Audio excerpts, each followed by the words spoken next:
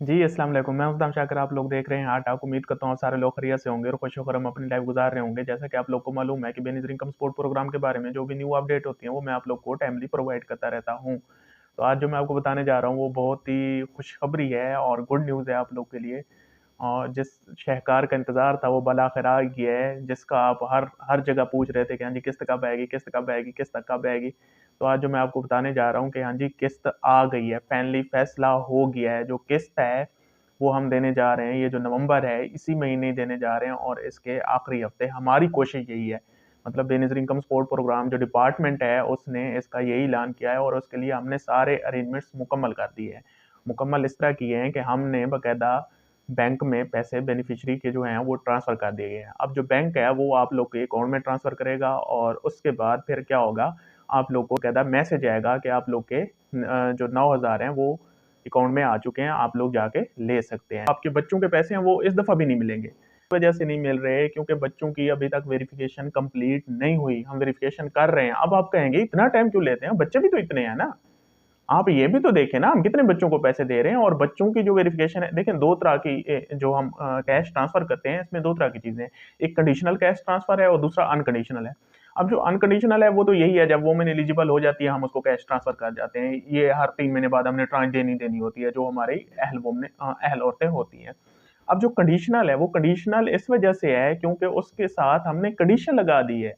Condition क्या लगा दी है कि हाँ जी, अगर बच्चा स्कूल जाएगा तो हम उसको वज़ीफ़ा देंगे। अच्छा, फिर स्कूल जाएगा और उसकी 70% वहाँ पे अटेंडेंस भी होगी। अब हमें पता कैसे चलेगा कि हाँ जी, बच्चा स्कूल भी जाता है या नहीं जाता? तो उसके लिए फिर हम क्या करते हैं, मॉनिटरिंग करते हैं हर एक स्कूल में हमारा नुमाइंदा बाकायदा जाके चेक करता है। तो ये काम हम करते हैं स्कूल जाके। तो इस पे हमें टाइम लगता है। फिलहाल जो आप लोग के पैसे हैं वो सिर्फ़ 9,000 ही है और आपने अपना 9,000 पूरा लेना है।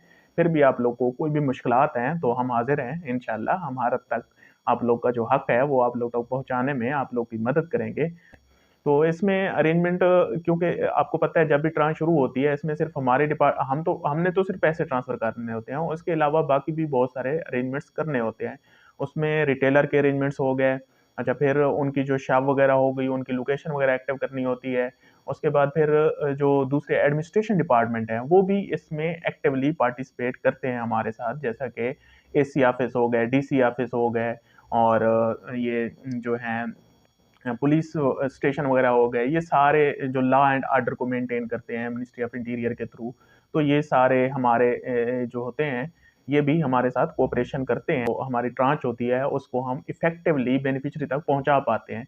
तो उसके लिए हमने बाकायदा उनको लेटर वगैरह लिख दिए गए हैं कि हाँ जी, अपनी तरफ से आप अरेंजमेंट्स करो और हमने ट्रांच देनी है। तो इसमें एक बात और भी है, आपको पता है वैसे 3 महीने बाद ही हम किस्त देते हैं, तो इस दफ़ा ये कोशिश हमारी यही होगी कि नवंबर के आखिरी हफ्ते में आ जाए, लेकिन इसमें टाइम लग सकता है। अगर नवंबर के आखिरी हफ्ते में 2-4 दिन कोई लग भी जाते हैं, तो दिसंबर की फर्स्ट से तो मतलब आप लोग के मैसेज भी आ जाएँगे, तब तक सारा कुछ हो जाएगा, आपके अकाउंट में ट्रांसफ़र भी हो जाएँगे और रिटेलर पेमेंट भी दे रहे होंगे। तो इसमें शुरू इस वजह से जल्दी की है क्योंकि हमें 2 तरह की जो मुश्किलात हैं, वो लास्ट टाइम हमें भी फेस करना पड़ी। वो ये होता है कि दिसंबर और ये जून का महीना है ना, ये क्लोजिंग का महीना होता है। अब लास्ट टाइम जब हमने जून में पेमेंट देना स्टार्ट की थी, मुझे याद है कि 26 जून था, जून के क्योंकि जब 3 महीने कंप्लीट हो जाते हैं तो हम आखिरी हफ्ते पेमेंट करते हैं।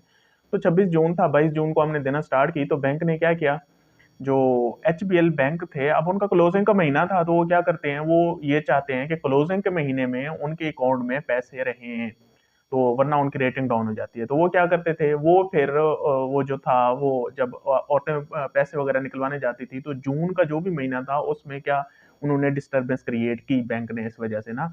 तो इस दफ़ा अब दिसंबर वाला जो महीना होता है, ये भी क्लोजिंग का महीना होता है। तो इस वजह से हमने वो जो लास्ट मतलब भुगती है, ज़ाहिर-सी बात है, हम पे तो बर्डन था।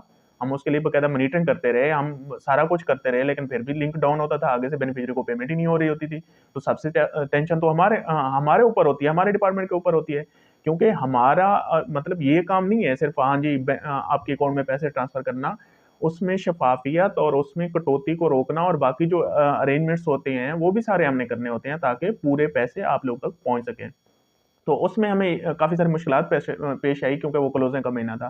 तो इस दफ़ा दिसंबर भी क्लोज़िंग का महीना होता है, तो हमने कहा उस मुश्किलात से, उस तकलीफ़ से औरतों को बचाने के लिए, क्योंकि आप जो औरतें हमारे लिए, जो हमारी 93 लाख बेनिफिशियरी है, ये हमारे लिए काबिल-ए-एहतराम हैं और ये अपना हक लेने आ रही हैं। क्या लेने आ रही हैं? हक लेने आ रही हैं। तो हमारे डिपार्टमेंट की कोशिश ये है कि इनका जो हक है, वो इनको जितना आसानी से उनको हक पहुँचाया जाए, उतना ही हमारे लिए क्या है, खुशी का बहस है, मुसर्रत का बहस है। खुश रहें, आबाद रहें, शाद रहें। Thank you so much.